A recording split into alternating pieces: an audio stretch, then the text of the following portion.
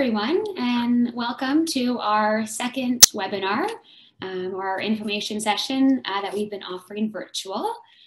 So today we will be talking about honoring grief in the workplace. And my name is Kayla Sleggers, and I'm the Supportive Services Coordinator at St. Joseph's Hospice.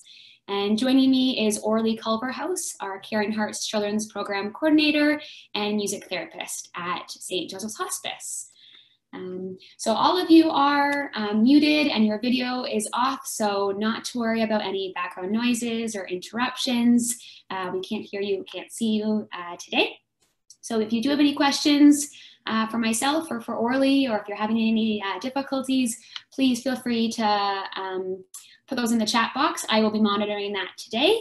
And we will save some time for questions at the end. So feel free to put in your questions anytime throughout the webinar in the chat box. I will save them till the end for discussion, but please feel free to add those anytime. Like I mentioned, we will be recording this webinar today. And so we will be sending out a link as well as the handouts sometime next week. So this link will bring you to our YouTube channel where we are posting our videos at Hospice Sarnia. And like I said, we will post the handouts as well. Our registration was full for today, so we are likely going to re-offer this perhaps in a few months. So again, feel free to share that with any colleagues or friends who weren't able to join us, and kind of stay tuned for that. So we are hoping that, or we're thinking that most people today that have joined us are professionals, as this webinar was geared more towards honoring grief in the workplace. But we do understand that a lot of people are probably coming from different workplaces, different roles and professions. So to get an understanding of where everyone is coming from in their place of work, I am going to launch a poll for all of you to participate in right now.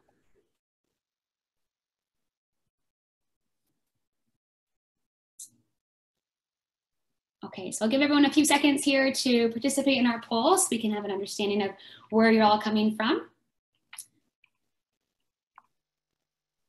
So our webinar today will be a little bit more general, because we do know that many of you are coming from different backgrounds and different places of work. So we hope to cover a bit of a variety of topics, and we hope to answer any of your questions that you might have.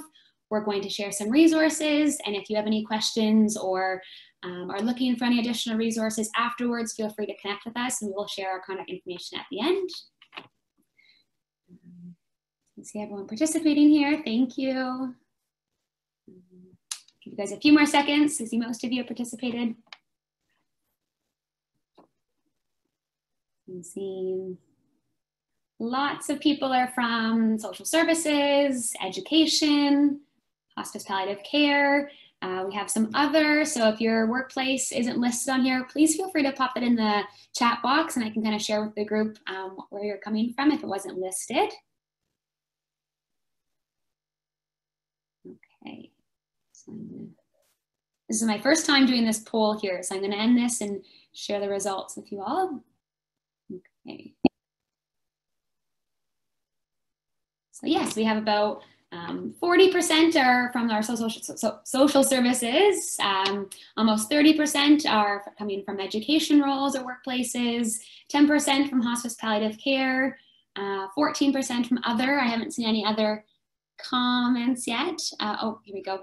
Community Mental Health Agency, CMHA, the Lynn, Erie St. Clair, Pathways, mental health and addictions, working in schools, youth justice services. Perfect. Thank you, everyone.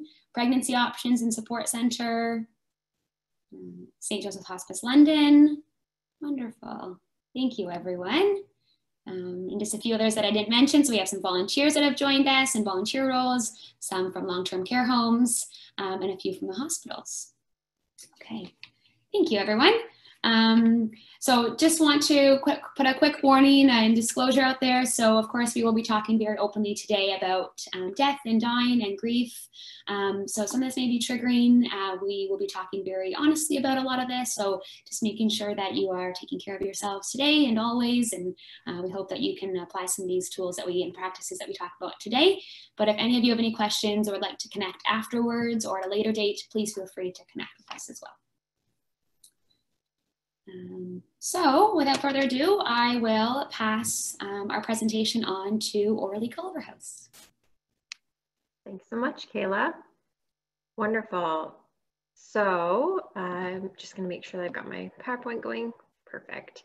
So what we're going to be covering today, typically in the past, we have offered this presentation more in the form of a workshop, you know, including kind of small group discussion, large group discussion. So that might not be super possible today. So there will be a couple of times throughout the presentation where I will just give you an opportunity to maybe just do some reflection. This would be where we would have usually larger group discussion, but that's not really appropriate in this format. And so we'll do some kind of moments of reflection.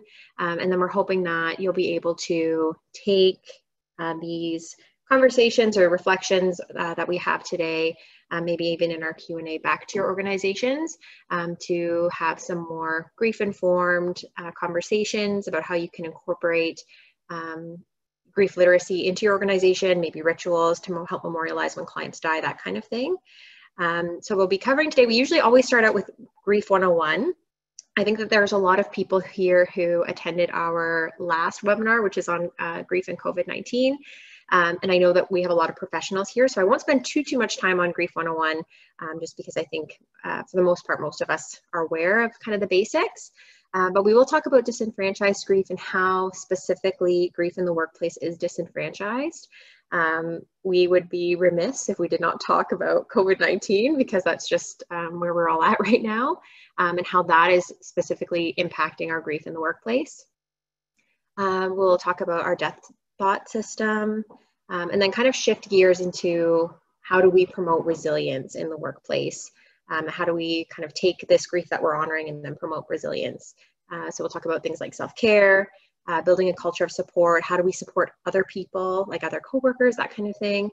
And then we'll kind of end with how can we honor the people that we serve, especially when we've experienced a loss? And then we'll end off with some Q&A. So I'd like to start with this is a reflection moment, to think about what is your why. So many of us, I think, are drawn to the helping profession, and it sounds like most people are kind of in the helping profession here, because of our own personal histories, our stories, our beliefs, our values, that kind of thing. So just thinking about, you know, what is it that brought me to this work? Is it a result of experiences that you've had? Is it more out of necessity, or is it more of a calling? Can you remember easily what brought you to this work, and see how that impacts the work you do daily? Have you ever had this experience of maybe forgetting what your why is, and what it's like when that's maybe not reflected in your day-to-day? So just kind of something to keep in mind, I think, as we move forward and have conversations about grief in the workplace. So we'll get into our Grief 101 stuff. So we will start off with just a few kind of broad definitions of grief, bereavement, mourning, just so that we can kind of have a common understanding as we move forward. So when we talk about grief, grief is this immersive experience, and it is really the constellation of all of the internal experiences that we have when we lose someone or something. Grief is not death specific, so we experience grief when we have a loss of any kind. So divorce, sometimes when we move, if we lose a job, at the end of a relationship, whereas bereavement is death specific. Bereavement would be the period of mourning and grief that happens after the death of a person. So grief, not death specific, bereavement is. If we think of grief as all of those internal experiences that we have, mourning is when we take those internal experiences and we outwardly express them and we externalize them. So mourning is that external expression of grief. So mourning, I mean, there's lots of different examples of mourning. We see it in different cultures, but having a funeral is an example of mourning. If you talk to your person, you know, joining a support group might be a form of mourning. You know, if in other religions, like sitting Shiva is a form of mourning. There's lots of there's lots of different ways that we externalize our grief, and that's all called mourning. And then anticipatory grief is grief that we experience prior to a death. So when we're anticipating the pain and changes that the loss will bring. So we most often see this when somebody has like a like a life-limiting illness. I think we probably include this graphic, I think, in every single one of our presentations, but I just love it so much. We've definitely, I think everybody's heard of Elizabeth Kubler-Ross and like the 5 stages of grief, and I don't even know what they are. I think there's denial, and there's bargaining, and guilt, and anger, and I think old way of thinking about grief is that you would kind of progress through all of these different stages and then come to the end at acceptance and then be completely fine, and move on with your life, and you would be kind of detached from the person who's died, and then you would go on your merry way. But what we know, and so that would be kind of that picture that's on the left. We kind of go through all those stages and then come out at where, you know, adjusted. But unfortunately, or maybe fortunately, I don't know, our experience is usually more like the image on the right. We're kind of all over the place. We might come back to stages. So we don't like to think of grief as a linear process. Grief is not linear. And so that's kind of a myth, I think, that there is out there about grief. And we like to think of it more as, you know, you might think of it as in phases or stages, or tasks that are much more fluid. We can come back and forth in between them. And we never do really get to this point of acceptance, or, you know, getting over it, or moving past. I think it's that we learn how to integrate grief into our lives, and it's something that's always with us. But what that being with us looks like is different, you know, as we progress throughout our life, if that makes sense.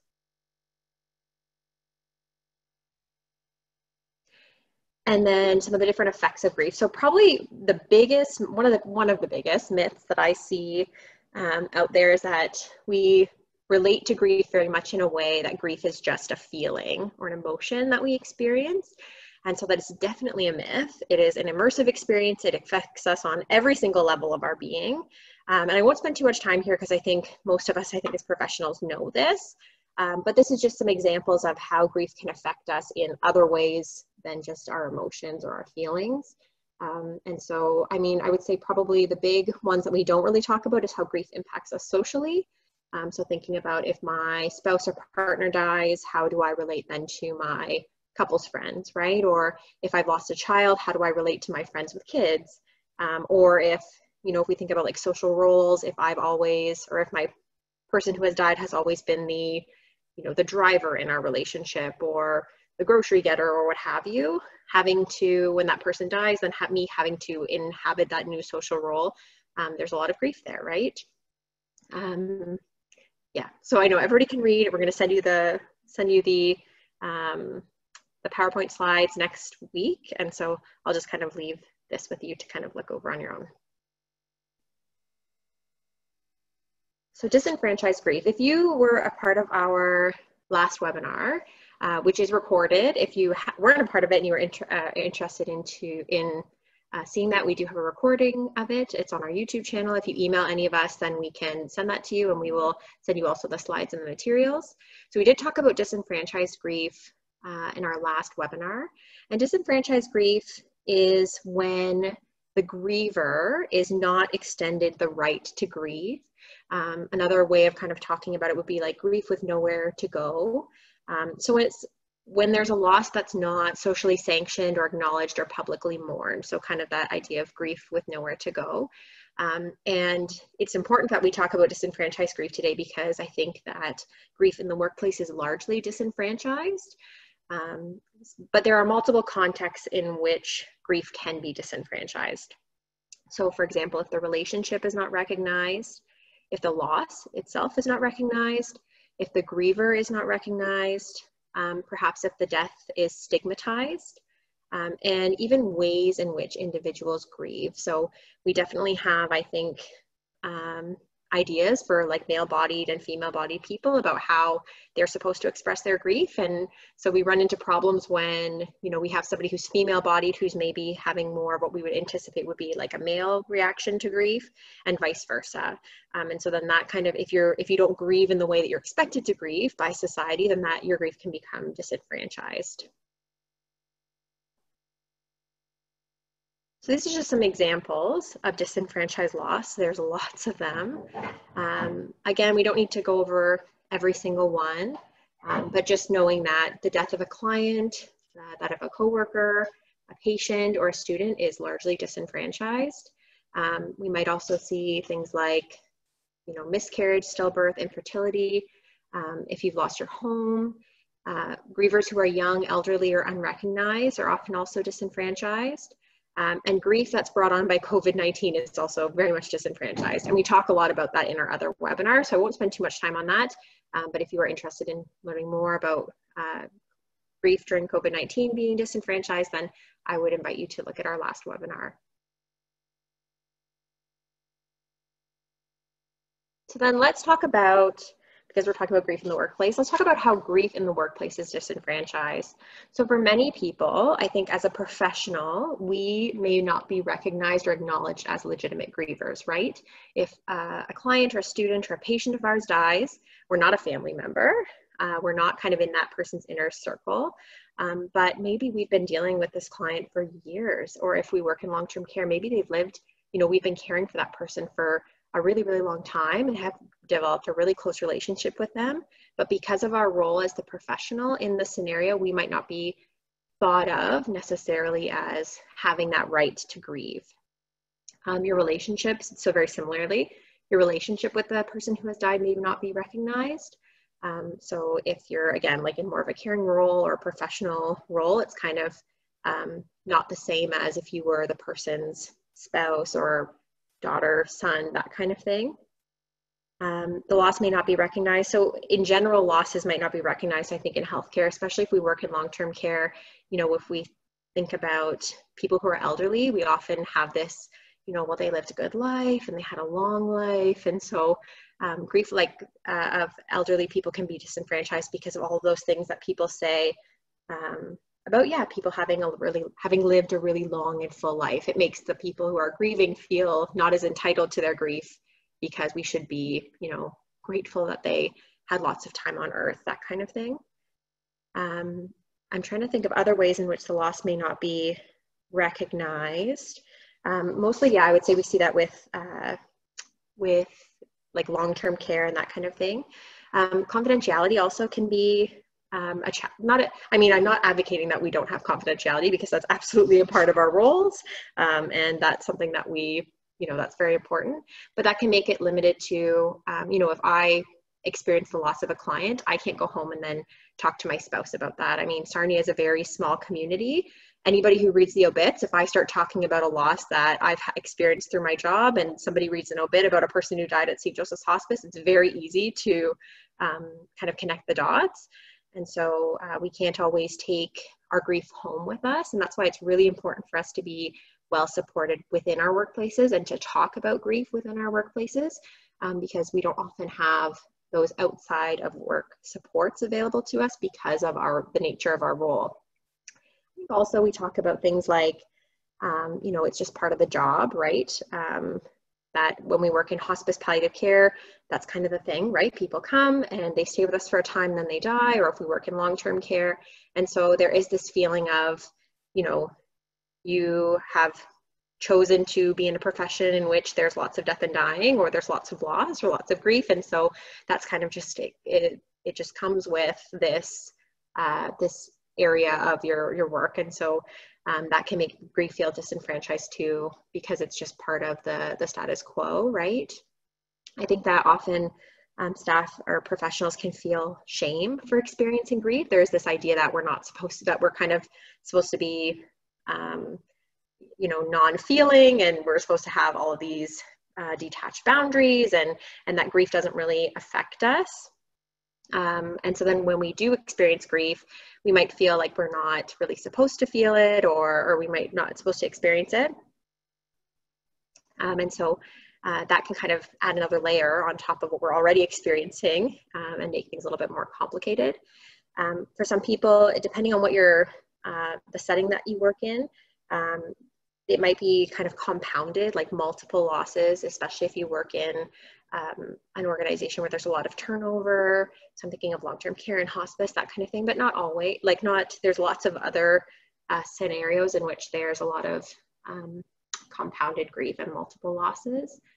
And then we think about, the complex reactions that happen when a client dies in a stigmatized way. So if they die by suicide or substance use or domestic violence, if they choose to participate in MAID, which is medical assistance in dying, if they die by COVID-19, especially if we as the professional were in a helping role or in a supporting role, what happens then when our client dies in a stigmatized way, and what do we feel, right? I think it's actually quite natural for most of us to go through that process of questioning, maybe like what could I have done differently, feeling that, those feelings of maybe blame or shame, questioning our responsibility, and then on top of that, like shame is very isolating and grief is very isolating, and then grief at the workplace is very isolating. So you can kind of see how things get complicated very quickly. And so it's really, I really want to highlight why it's important for us to have these open conversations. It's really important that we have a culture of support at our organization, and that staff and professionals are given the opportunity to process all of those experiences, right? And we're going to talk a little bit about how we can work towards building organization or a culture of support within our organizations. And then high turnover rates. So I mean, this can be high turnover rates in clients or residents, but it could also be high turnover rates in staff, right? We talk lots and lots about, burnover and compassion fatigue, or burnover, oh my gosh, turnover, burnout, compassion fatigue in a lot of social service settings. And so then there's grief when, if a coworker, leaves the organization, there can be grief there too. And so that can also make grief disenfranchised. So now let's talk about grief in the workplace during COVID-19. So now to add another layer to complicate everything. So, I mean, everybody's experience working during this pandemic is very different. So for some people, they might be working remotely working from home, which is what most of us are doing right now. So for some people, that might mean they're being isolated from their coworkers and colleagues, and it's more difficult to receive support. If you're not maybe working remotely or working from home, if you have more of a direct care role, thinking about when the families that you support are not able to be with dying patients or with their families when they're dying, whether they're dying of COVID or not, due to pandemic visiting restrictions, they're not able to participate in deathbed rituals, that kind of thing. For many people, they're having to navigate new professional roles. So we've heard lots, on the news about nurses giving opportunities, or there being hospital staff who are giving opportunities for patients and residents to FaceTime or video chat, video conference with family members when they're not able to visit. And so, nurses are often already really, really busy, and, we're in the middle of a pandemic, so it's even more busy. And now we're having to also kind of be tech support. So, I mean, we've been doing the Zoom webinar thing for not very long, but this is definitely a new role for myself and for all of my team, and trying to figure out, video conferencing and how do we do virtual support and that kind of thing. So we're now kind of having to look at these new roles. And then how does that impact the staff member, right? If you're having to facilitate a conversation where people are saying goodbye to their person who's dying over the phone or over video conferencing, like how does that impact the staff member when maybe we've always taken great pride in being able to have families to be at the bedside and have those moments where they can, kiss their loved one and say goodbye and that kind of thing. So all this to say is that we're witnessing or potentially witnessing suffering of families from a distance, and that can contribute to feelings of helplessness, like on the behalf of the professional, feelings of failure, that we didn't, maybe we didn't do the best that we could have or that we would have normally for a family, those that we would normally be able to. I know that and I guess moving on to that next point, which is we are in this crazy, unprecedented time that is calling us to act in a way that is outside of our typical philosophy of care.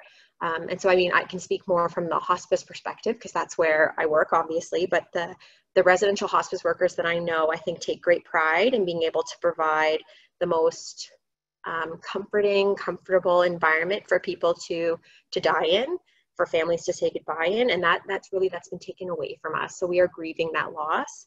And then thinking about, you know, the hospice philosophy of care, at least from my perspective, it's always been very family centered. So, you know, we've had in our great room, I remember one St. Patrick's Day, there was an Irish family and they had like the room was full and they were singing songs, and so that's not something that can happen right now. You know, we've even just things like we've always had a soup, there's like a little kitchen area and there's a soup station, and so family members, you know, when times were normal, were able to get a bowl of soup at any time, but now because of contact and, you know, everybody touching the same ladle, like none of that is out. We don't have our normal like coffee station being out. So all those things that really make you feel like you're in a home environment have also been taken away. And how does that, I mean, obviously, how does that impact the families that we're dealing with? But then how does that impact the staff watching the impact of that on the families, if that makes sense? And I mean, we're obviously doing this to help keep people safe, but it's definitely just a challenging time, right? Where we're not able to embrace that typical hospice philosophy, right? And so for you and your organization, you might be feeling the same way. Obviously, I mean, in the middle of a pandemic, there's a loss of job security, I think, for many. We're not sure about the future. There's been lots of people who are like laid off or who don't have employment right now. And so there is that kind of underlying anxiety about, will that be us next?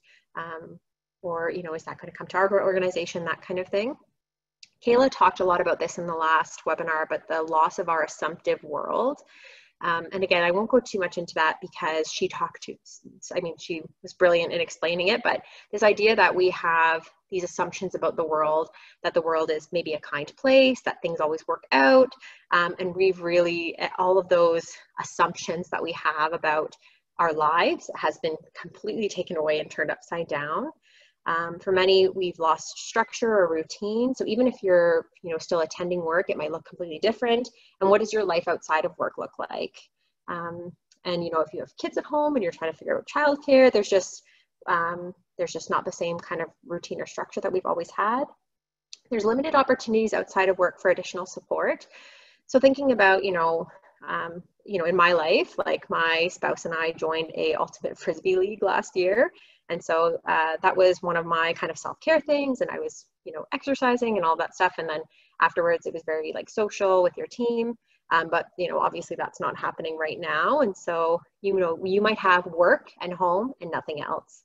And so where are people getting that opportunity for self-care or that we would normally be used to getting? So we're having to kind of figure out new ways of taking care of ourselves, which on top of everything else is kind of, you know, it might be the last thing that you want to do, right?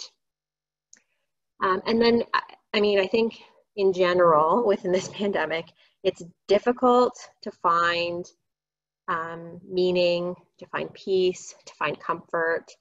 I think, in general, right? But I think from that professional perspective, even more, just how can we be helpful with all these limitations, and it's a really difficult time. So we won't spend too much time again talking about trauma, but there's a really great definition of what is considered to be if a death is traumatic. And so a death is considered traumatic if it occurs without warning, if it is untimely, if it involves violence, if there is damage to the loved one's body, if it was caused by a perpetrator with the intent to harm, if the survivor regards the death as preventable, if the survivor believes that the loved one suffered, or if the survivor regards the death or manner of death as unfair and unjust. And so, I mean, if we think about what death and dying looks like right now, you could reason that all deaths, whether the person has died from COVID-19 or whether they've had a heart attack, could be considered traumatic, because in a lot of cases, people are not able to be with their loved one, or it looks very different what that death process would look like. And so I guess I bring this up just to say that this is one of the reasons that it's so difficult, I think, for professionals right now to bear witness to all of this loss, because there's just this added layer of complexity because of the pandemic. and an added layer of trauma. And so, I mean, my question is, if the death is traumatic, does this mean that the individual will develop PTSD? And it doesn't mean, and no, the answer is no to that question, because we know trauma is very much based on the individual and not on the situation. And in general, people are resilient, we find, in the face of loss.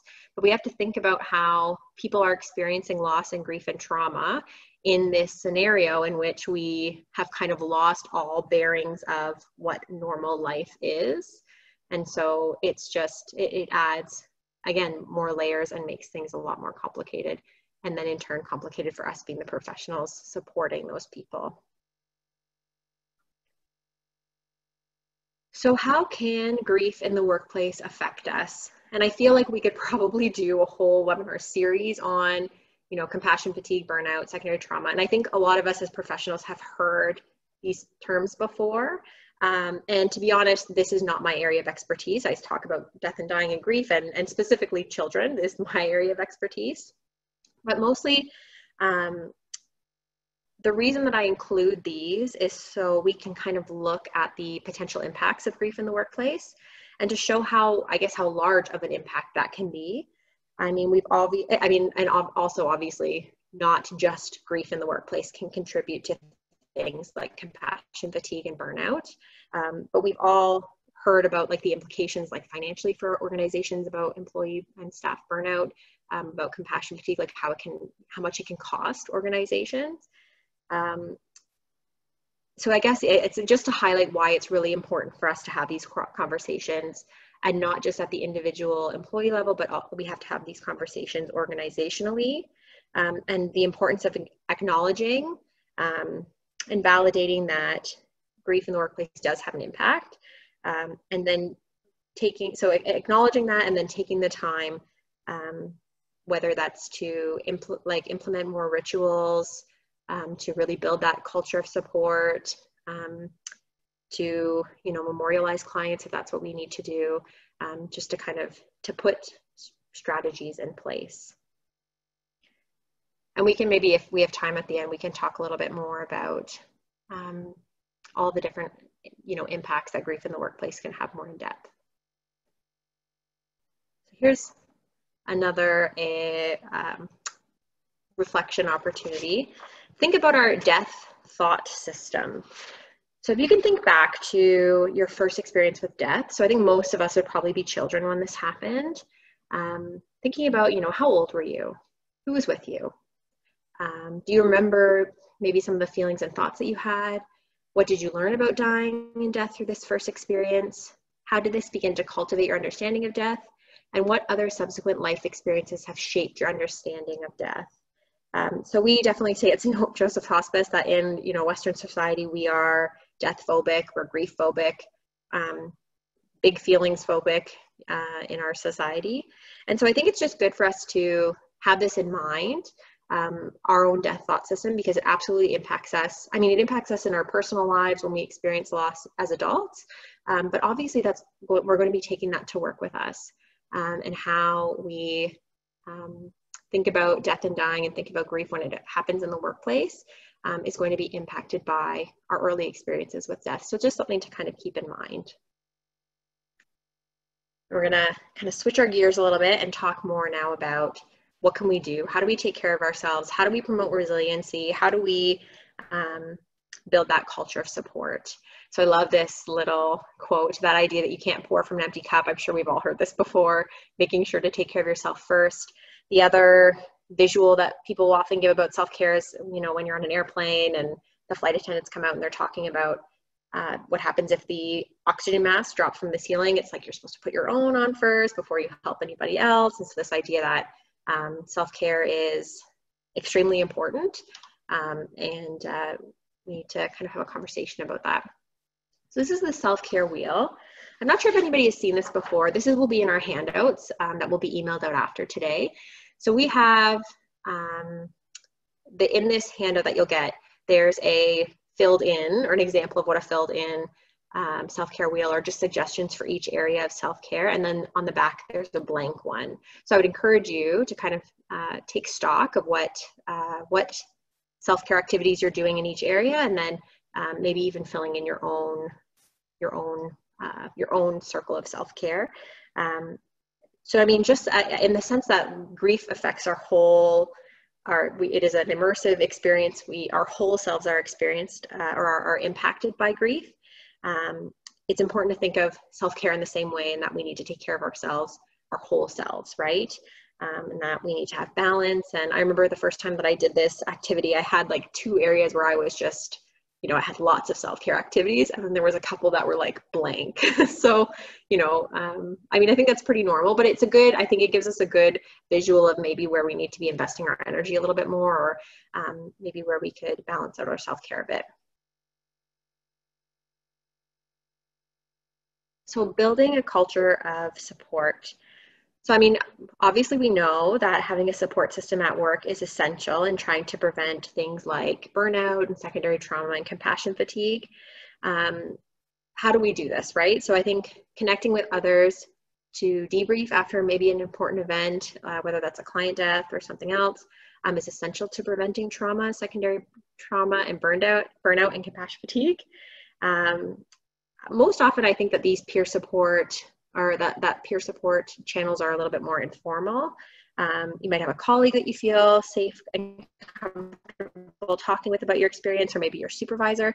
I think there's also a huge importance of having access to regular and supportive supervision. So not just focusing on kind of the admin side of things, but also focusing on things like our use of self, and if we're experiencing grief in the workplace, that kind of supervision can also decrease things like burnout, you know, and then also improve job satisfaction, decrease turnover, all those things. We really need higher levels of organization support. It's like we need the whole organization to get on board, because what we know is that higher level organizational support leads to lower levels of trauma symptoms and higher levels of job satisfaction. So it really needs to be something that everybody is practicing, and that the organization is demonstrating that this is how we support each other. This is what we do. It's okay for us to do that, and setting that example. And then also encouraging discussions at the organizational level, potentially, you know, opportunities for maybe rituals when a client, coworker, patient, or resident has died.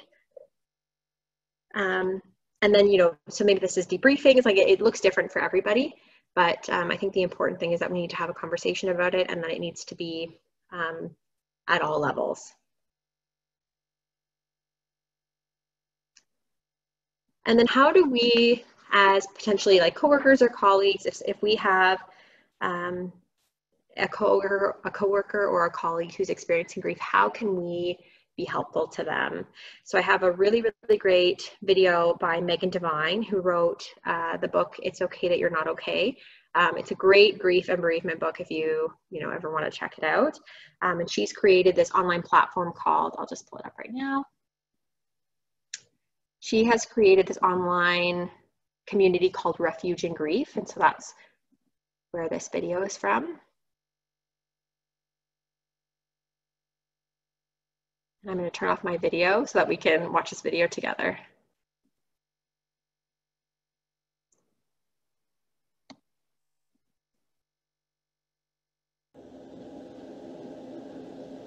So what do we do about all the pain we see in the world? All the pain we feel in our own lives?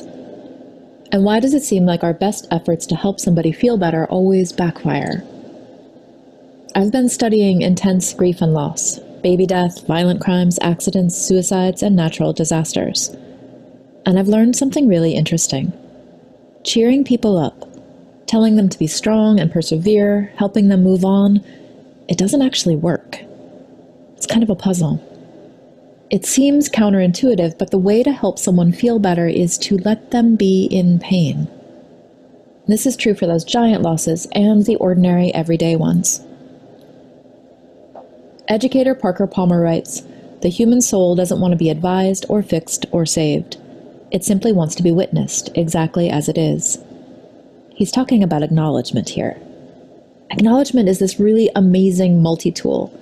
It makes things better even when they can't be made right. For example, somebody's struggling. Their baby died, or there's been a bad accident, or their mom got sick, and they're just sad. It's way more helpful to join them in their pain than it is to cheer them up. But here's what we tend to do instead. You have 2 other children, you need to find joy in them. Or, you know what you need? You just need to go out dancing and shake it off. Or, I felt really sad once. Did you try acupuncture? We're not really sure what to do with someone's pain, so we do what we've been taught. We look on the bright side. We try to make people feel better. We give them advice. It's not like this is nefarious. I mean, we try to cheer people up because we think that's our job. We're not supposed to let people stay sad. The problem is, you can't heal somebody's pain by trying to take it away from them. Now, acknowledgement does something different. When a giant hole opens up in someone's life, it's actually much more supportive to acknowledge that hole and let pain exist. It's actually a radical act to let things hurt. It goes against what we've been taught. In order to really support you, I have to acknowledge that things really are as bad as they feel to you. If I try to cheer you up, you end up defending yourself and your feelings. If I give you advice, you feel misunderstood instead of supported. And I don't get what I want either, because I wanted you to feel better. It's pretty rare that you could actually talk somebody out of their pain. Rarely does the admonishment to look on the bright side actually heal things for someone. It just makes them stop telling you about their pain. It's so tempting to try to make things better. When somebody shares something painful, it's much more helpful to say, "I'm sorry that's happening. Do you want to tell me about it?" To be able to say, "This hurts," without being talked out of it, that's what helps. Being heard helps. It seems too simple to be of use, but acknowledgement can be the best medicine we have. It makes things better, even when they can't be made right.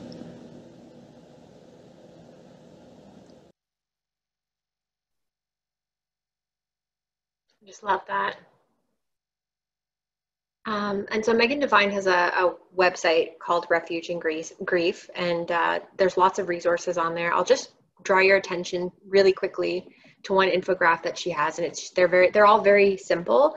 And her big thing is, it's like when you're thinking about how to support someone who's grieving, show up, listen, don't fix. And so it's kind of that thing that we can have in the back of our minds: show up, listen, don't fix. And so that's that idea of like showing up and being present, trying to listen more than we speak, and then not resisting that urge, I think, to fix the situation by trying to take someone's pain away from them, and just acknowledging that it really is as difficult as this is really as bad as you think it is. So I'll just kind of scroll through. This is in one of your resources in the PowerPoint. So you see, show up, listen, don't fix. Back over to our PowerPoint here.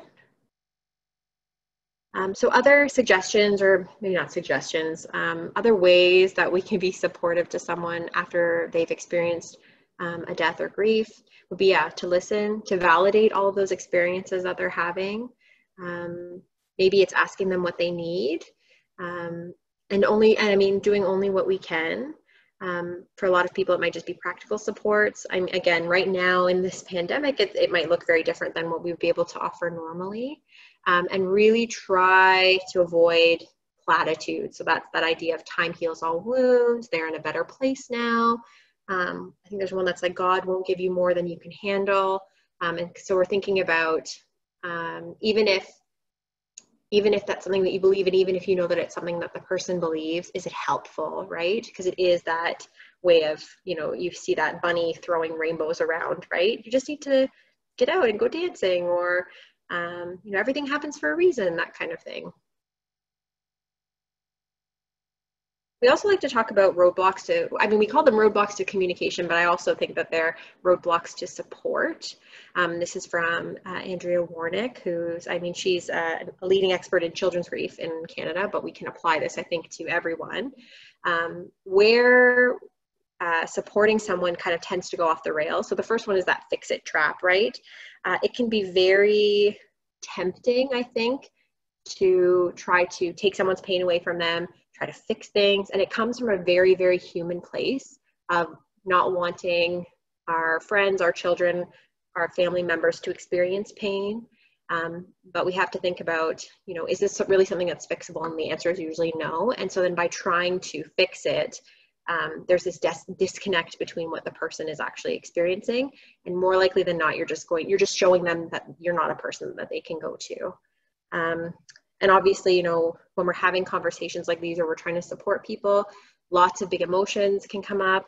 And so just really resisting the urge to bypass those big feelings and just being able to sit and be present and acknowledge with someone is so powerful.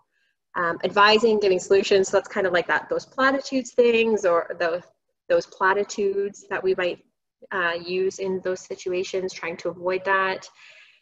Praising and reassuring. So praising would be like when we say something to a person like, oh my gosh, you're so strong, you're so brave. And it makes that person, I think, feel like, well, if I'm strong and brave, then I probably can't share my experiences with, you know, with this person, because I have to maintain this brave, strong persona. And then reassuring, I'm meaning more about like false reassurances, like it'll all be okay, or everything will be fine. And instead of, maybe there's a reassurance like, you know, I'm here for you, maybe.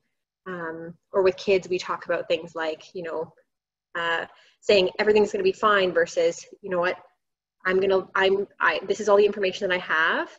And if something else happens, or if I get more information, then I'm going to come to you, right? So you're reassuring the child that they're going to be included in those conversations. So, I mean, not that we want to not reassure, we want to avoid those false reassurances, if that makes sense.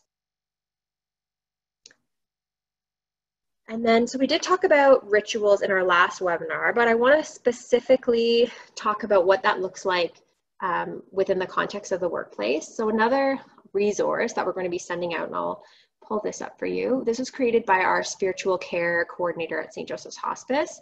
And there's suggestions for a memorial for the death of a client. It's definitely, you can use it and make sure that it suits your needs. It talks about, it has a candle lighting, has a time for remembrance and reflection and sharing. I think there's a reading, like a responsive reading. Again, I would invite you to take this and make it suit your needs, but this is just some examples or some suggestions that we can provide. But really just the importance of, let me go back to PowerPoint, how important rituals are. I mean, rituals are important in our everyday lives, right? We think about our lives are kind of time-stamped by different rituals. We think about weddings and funerals. So absolutely, we need to be incorporating these kinds of rituals. Like, why would we then drop them when we go to work, right? So rituals give us something to do as a way to honor the person who has died. They might give us a sense of comfort and certainty, maybe even a sense of control in what is otherwise a very uncontrollable situation where there's a lot of uncertainty. For some people, it connects you to something outside of yourself. Maybe if you have spiritual beliefs or religious beliefs, but they don't have to inherently be spiritual or religious. They might help with meaning making after someone has died. Obviously, I talked about rituals mark important events in our lives, births, weddings, deaths, that kind of thing. And then really, rituals can be as personal or unique as we would like. They can be communal or they can be individual.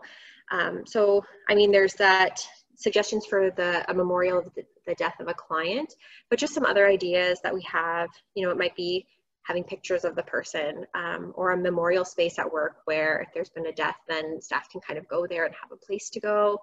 At the hospice, we do a farewell ceremony after a resident has died, where the funeral home will come and collect the person, and in our great room, staff will come and join in kind of like an honor guard scenario, and the body is taken out the front door of the hospice. So that's a way that we can kind of thank the family for allowing us to care for their person, and say goodbye to them. Other ways that I'm just, again, most of my examples are from hospice because that's where my background is. For volunteers, so we have our Living Life Well coordinator, who I think is on this call. She has her illness support volunteers. So that might be volunteer visitors, people who help out at our day hospice program. When they have a volunteer meeting, they will often do a client memorial. And so it might be a time of reflective remembering about the client who has died. They might light a candle. And recently, or coming up actually, we've been able to have one of these meetings and memorials done virtually over like a video conferencing platform. And so again, we're trying to move everything to virtual. We're kind of trying to do that, but we're still able to kind of do all that to say is that we're still able to do these rituals even virtually. It might be, again, it depends on the role at your organization. Maybe it's attending the funeral of the person who died or going to the visitation. I mean, that it depends on your boundaries as a clinician and what your role is, but some people find that really meaningful.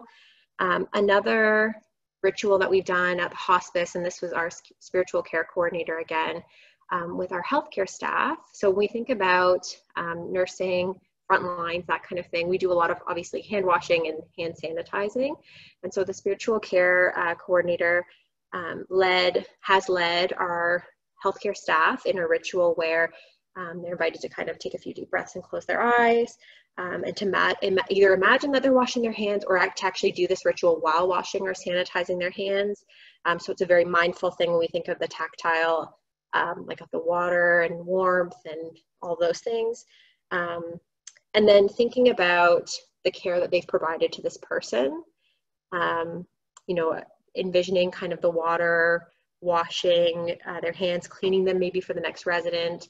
And then if possible, being able to do this in between, either when you're caring for a person, going between person to person, or after a resident has died. And I mean, hand washing is really, hand washing right now for all of us is such a staple right now, especially for nursing staff, but I think we often kind of do it mindlessly. And so just a way of kind of incorporating mindfulness into things that you're already doing in that ritual of, maybe saying goodbye to one resident and kind of preparing yourself to care for another resident.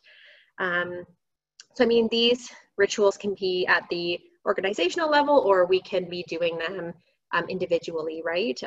I remember I was running a group in the county in Petrolia, and often my kind of personal ritual, after hearing really, heavy stories and really bearing witness to a lot of hard stuff, my ritual would kind of be to use that drive back into town as a way for me to kind of decompress. And so sometimes that was me getting a tea at Tim Hortons on the way home, but sometimes it was me listening to music and just really being intentional with that time. And that was, that's a ritual that I did on my own. But obviously we can talk about rituals it could be communal or in a group or just on our own. So I'm going to pass it back over to Kayla to kind of finish us off, and then we're at 1:58, so maybe I'm a little bit behind as far as question and answer goes, but I'll pass it back over to Kayla, and then we'll go into Q&A. Great, thank you, Orly. So I just want to, I might wait for you to, there we go. A few resources I want to share with you guys, some of them that we have spoken about. Hospice Palliative Care of Ontario has been offering a couple of different webinar series. In particular, they offered one that just ended a few weeks ago on all about bereavement support, emotional, spiritual, and psychological support for healthcare workers, with a 10-part webinar series that are all recorded and archived on their website. So I encourage you all to check that out if you haven't already participated. There is a website on self-compassion by Dr. Kristen Neff. So there's lots of resources, videos, online courses, and workshops on her website. Further to the self-care wheel, there's another worksheet all about assessing your life balance. So it kind of helps you go through statements and have a plan for assessing what those areas of your life look like and kind of balancing your wheel. We wanted to talk a little bit about the Canadian Virtual Hospice National Grief Strategy. So this is a strategy that a number of organizations and grief experts in the nation have advocated and talked about all the grief and how compounded all this grief is right now in the nation and around the world, of course, but all that grief that first responders and frontline workers are all facing. So it's a campaign or a proposal to the government to ask for more support and more funding for grief and bereavement and support in workplaces and for different organizations. So there's a link to that to sign up or to review any of those media links. The refugee and grief Orly mentioned, and then the last link are some measures of compassion fatigue, burnout, and stress, and that you can find all those on there. I know it's 2 o'clock, so if anyone has to leave, I'm so sorry that we didn't get to questions yet. If you've already put questions in the chat box, we will respond to, we'll try to follow up with you via email. So I do see there's a few questions in here. I just want to touch on a few more things and we'll wrap it up. Orly, can you go to the next slide for me? Just a few webinars that we have planned over the next month. So our next one is on June 18th at 1 o'clock. And that will be on how we stay connected. So supporting grieving children and youth when they can't visit loved ones. So stay tuned for more information on that one. And then the next one will be on July 9th on caregiving and COVID-19.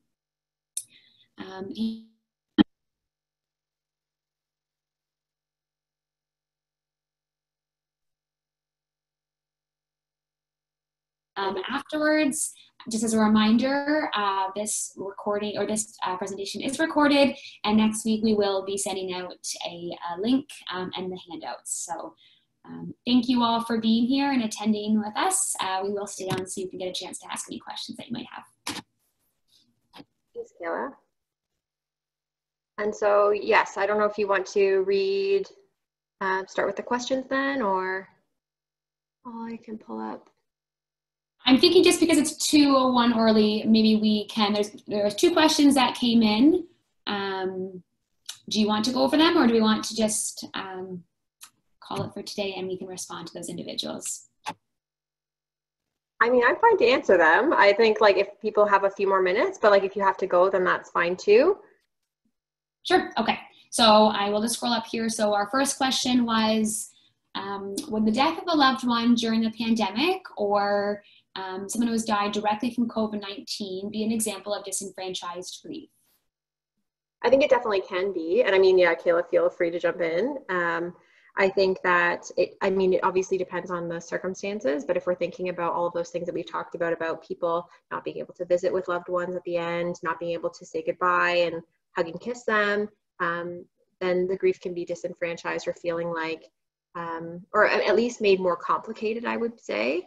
And then I think also, even if your loved one hasn't died from COVID-19, I think a lot of, like when anybody dies right now, we all have this question of like, was it COVID? And then if it wasn't, we might be feeling like maybe our grief is not as valid. Yeah, absolutely. Or and just to add to that, I think a lot of people who are grieving any type of loss right now, a lot of their grief may feel like it's on hold. Some of those rituals or services are being postponed, or so that can really, interfere with our ability to kind of start that grieving process, or to, it's a lot of our losses, a lot of our challenges right now are being on hold, and that kind of can make it even more unrecognized or even more difficult for so many people. Okay, so we have one other question.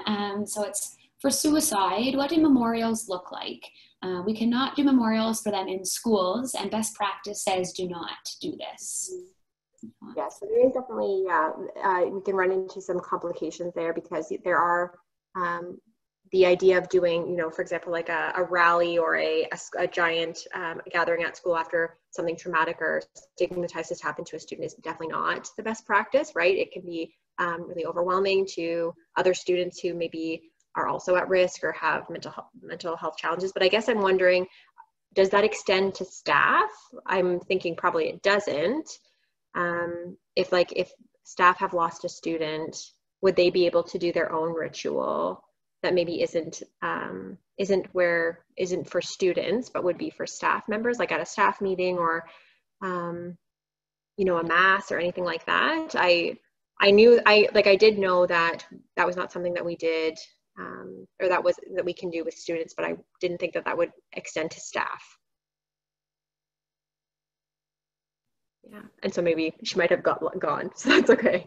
Yeah, I'm not seeing any follow-up from that, and I'm not sure about that specific comment either, but I agree, and I think so much of what you talked about orally, I hope can still be practiced, amongst staff. to still have that opportunity to, like you said, reflect, honor, and mourn this student or, you know, a colleague. So. Absolutely. I think also, like, if we're aware of what rituals can look like, it can be a way for us to resource students or coworkers about rituals that they maybe can do on their own, or if we're resourcing parents perhaps or caregivers about what rituals they could do with their kids. So maybe it's not necessarily taking place on school grounds, but it's still taking place. Do you know what I mean? Yeah. Yeah, absolutely. Thank you, Orly. That is all the questions right now. So we will stay on here for a few minutes. And it is 2:05 though, so feel free to, you know, plug those questions. And like I said before, we will follow up via email then. Okay, thank you everyone for being here and attending. Thank you so much.